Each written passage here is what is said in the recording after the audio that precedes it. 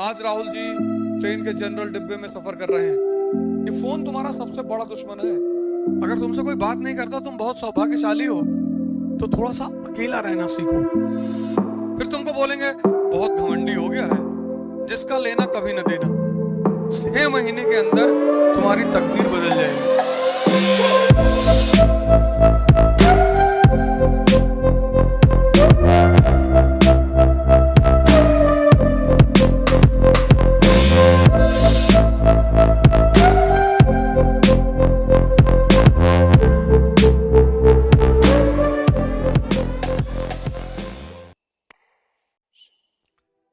ये एक ऐसा शब्द है,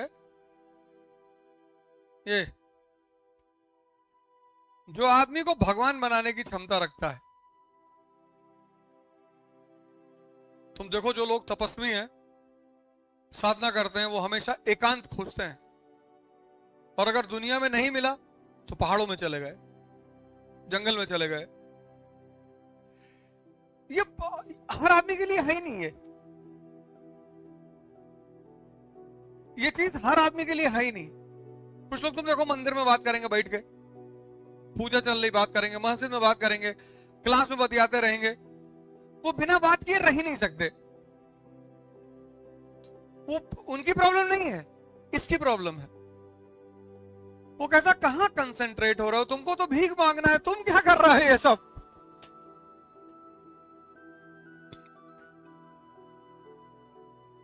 नहीं, मैं तो एग्जांपल दे रहा हूं।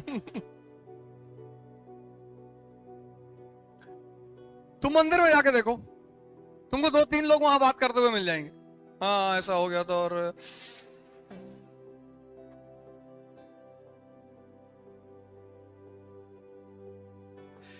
ये सब आदमी के लिए है ही नहीं। आइसोलेशन का मतलब यह है कि तुम कुछ सोच रहे हो, कुछ क्रिएट कर रहे हो, कुछ करने का प्रयास कर रहे हो। जहां तुम अपने आप को इस्तेमाल करने की क्षमता नहीं रखते, तुम्हें दूसरा आदमी चाहिए। दूसरा मतलब समय काटना। क्योंकि जिसको भी क्रिएशन करना है वो तो अकेले रहेगा। पढ़ना है, सोचना। अकेले का मतलब ये नहीं है कि आप सारे समाज से झगड़ा कर लें। समाज के साथ रहें, उधार मांगते रहें सबसे, कोई आपसे वैसे ही नहीं मिलेगा। हमसे कोई ज्यादा मिल लेता है, मैं उससे पैसा मांग लेता हूं कि यार 10 लाख रुपया दे दो, वो उसके बाद आता ही नहीं। बहुत सही रास्ता खोजा मैंने। हमसे 2 बार से ज्यादा कोई मिला, मैं सीधे कहता हूं यार 10 लाख रुपया दे दो यार। फिर सोचो 10-12 लोग दे दे तो अमेरिका टहलाएं, क्योंकि वापस तो करना है नहीं। जिसका लेना कभी न देना।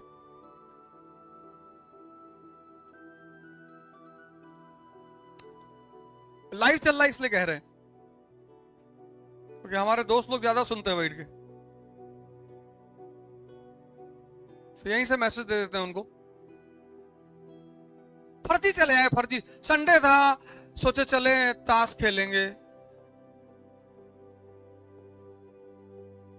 फिर तुमको बोलेंगे बहुत घमंडी हो गया है, किसी से मिलता नहीं। क्यों मिले?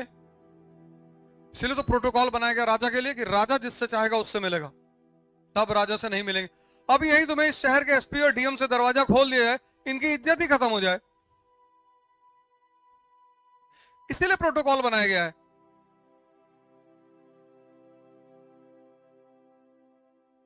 एक किताब है, मैंने कम से कम उसको 20 बार पढ़ा होगा, फिर लेकर आए हैं।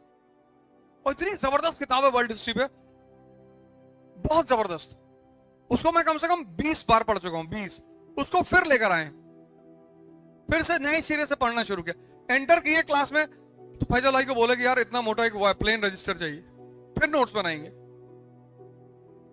फिर पढ़ेंगे, फिर नोट्स बनाएंगे, फिर उसमें से मटेरियल निकालेंगे। और मैं दावे के साथ कहता हूं कि फिर मुझे 10-12 नए पॉइंट मिल जाएंगे। ये जितनी चीजें आज मेरे पास हैं, वो पढ़ाई की वजह से ही तो है। जो चीज तुम्हें सूट करने लगे उसको छोड़ो मत। जो भी चीज तुम्हें सूट करने लगे उसको छोड़ो मत। अमेरिका को आइसोलेशन कितने साल का मिला? 135 साल का। इस्तेमाल किया उन्होंने अपने इंटरेस्ट में इस्तेमाल किया। इंडिया को 1 साल का आइसोलेशन नहीं मिला। 1947 में इंडिया पैदा हुआ, 48 में पहला वॉर, 62 दूसरा वॉर, 65 तीसरा वॉर, 71 चौथा वॉर, और प्रॉक्सी वॉर चल रहा है। तब भी इंडिया आज दुनिया में इकोनॉमिक और पॉलिटिकल पावर है। अमेरिका को सबसे पहली चीज जो मिली, आइसोलेशन मिली। कितने साल की? अगर तुमसे कोई बात नहीं करता, तुम बहुत सौभाग्यशाली हो।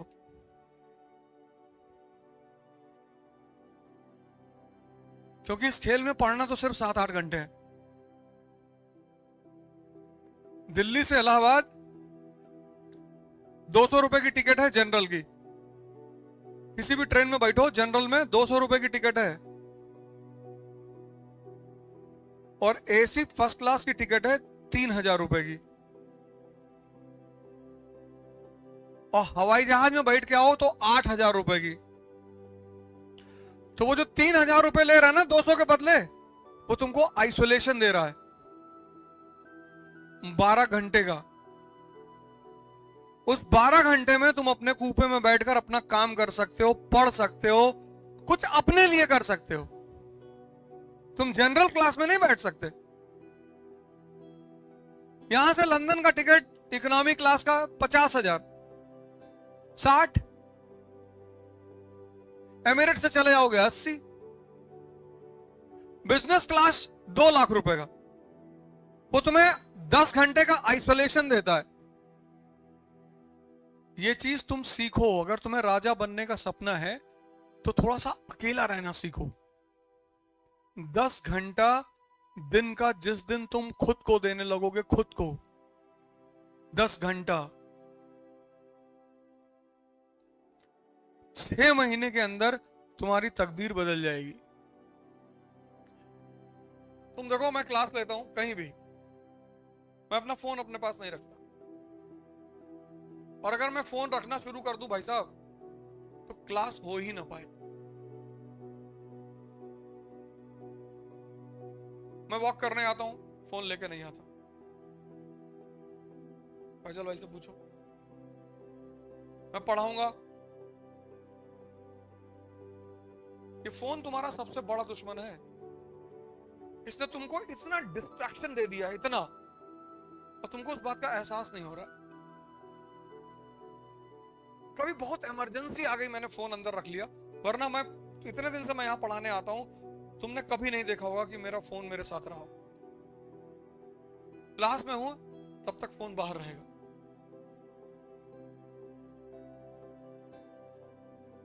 ये जो डायनामिज्म है ना, ये डिटैचमेंट से डायनामिज्म पैदा होता है। अक्सर माँ बाप अपने बच्चों को अपने शहर से बाहर भेज देते हैं। उसकी एक बहुत सिंपल सी वजह है। तुम्हारा जो शहर है, जहां तुम पले बड़े हो, पैदा हुए हो, वहां 3 लोग हैं। एक तुम्हारे पड़ोसी, एक रिश्तेदार, एक दोस्त।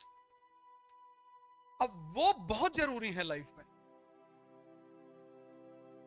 भाई मेरे फादर की तबीयत खराब हो गई थी, तो तुरंत मेरे जितने दोस्त शहर में मौजूद हैं सब मेरे घर पहुंच गए। तो उनके घर में कोई बात होगी तो मैं नहीं जाऊंगा, जाना ही पड़ेगा। इसलिए माँ बाप क्या करते हैं कि तुम्हें शहर से बाहर भेज देते हैं। शहर से बाहर भेजने का सबसे बड़ा उद्देश्य यही होता है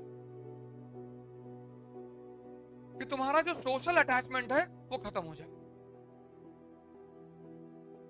तुम मान लो मैनपुरी के रहने वाले हो, कानपुर में रह के पढ़ रहे हो, तो तुम्हारा समाज तो मैनपुरी में है ना। यहां तुम भेजे गए हो पढ़ने के लिए, यहां तुम्हारा समाज ये क्लास ही है। इस क्लास से बाहर अगर तुम समाज बनाए तो तुम गए।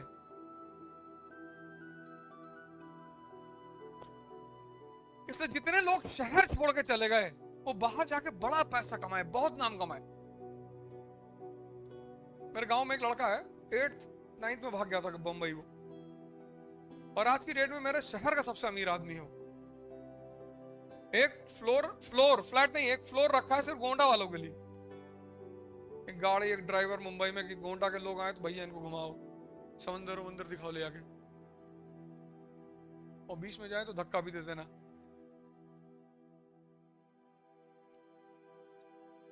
इतना पैसा कमाया उसने, क्योंकि वहां कोई देखने वाला नहीं। जैसे तुम्हारा घर यही कानपुर में है, शारदा नगर के रहने वाले, अब यहां तुम ठेला नहीं लगा पाओगे।